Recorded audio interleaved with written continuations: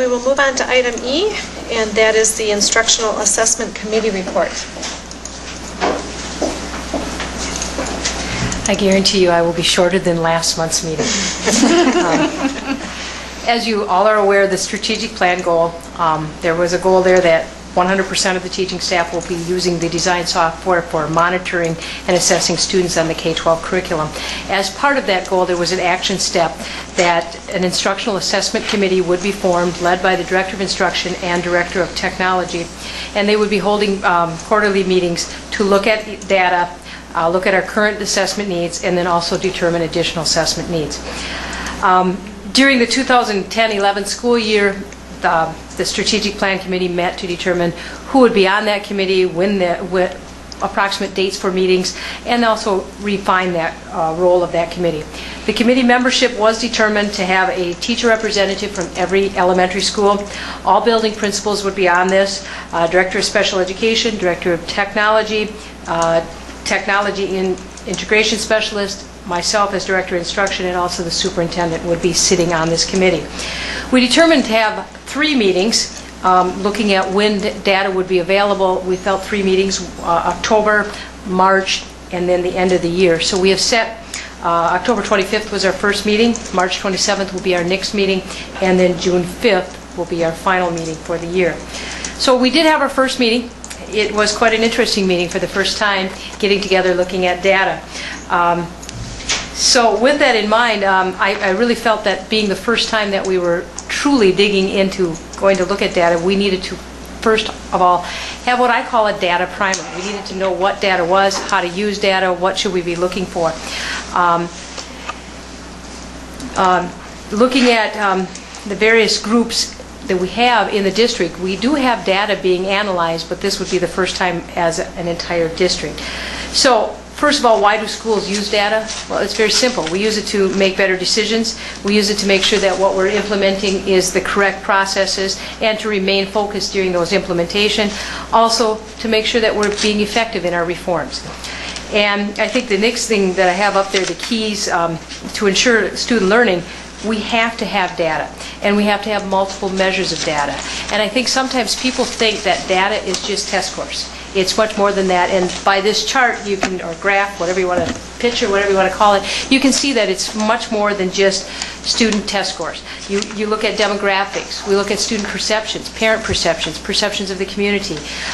You look at student learning, which is the data we get from test scores, and then we look at our school processes. Now, looking at all of this, we try to intertwine all of that, because if we're looking only at one area, we're only getting a snapshot of it. We need to be looking at data over time and intersecting those 4 areas. Ultimately, when we get to the blue center area where we're intersecting all of it, that's when we have achieved a true goal of analyzing data. We're not there yet.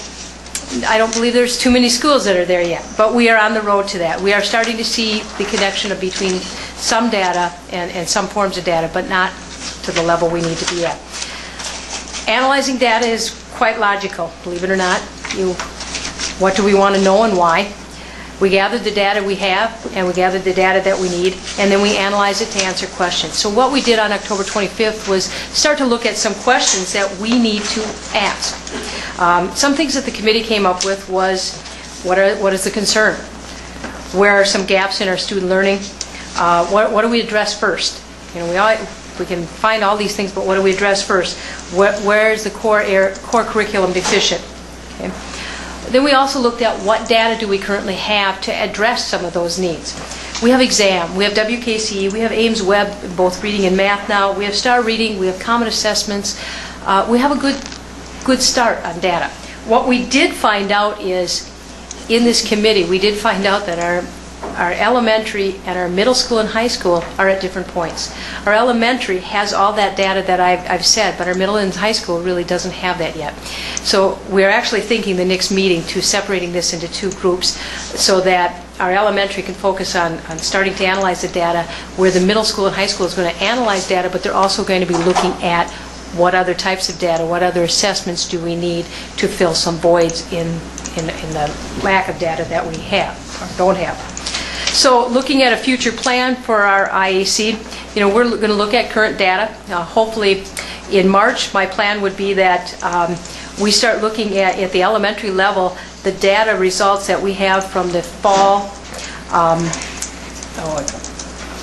I'm thinking now, exam, math, and reading. We have that in grades 2 through 5. We have the math in grades 1, but we have the math and reading in 2 through 5. And we also have Ames web data that we could be looking at. So looking at from fall to the winter data there. So the next report, you'll actually have something on data. The middle school and high school, I think that we're going to be looking at common assessment data in the next one, and then also looking at what is investigating more in data tools, assessment tools that we need to look at. So that's kind of the direction in a nutshell of where we're at, what we've done. Any questions? Well, it sounds like you'll be busy and you're heading in a good direction with all of this. Well, Cindy does like to keep me busy, so Good.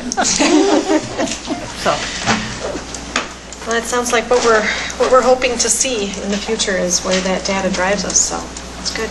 It needs to. So, but on another note, we do have PBIS and RTI. They are looking at data on a regular basis to place kids into intervention groups, enrichment groups. So we are using data. It's just we need to, I think we need to avoid data paralysis where we collect all the data in the world, but we don't do anything with it. We need to get into the data analysis and actually use it. So we're going in the right direction. Good. Okay. Thank you. Thank you.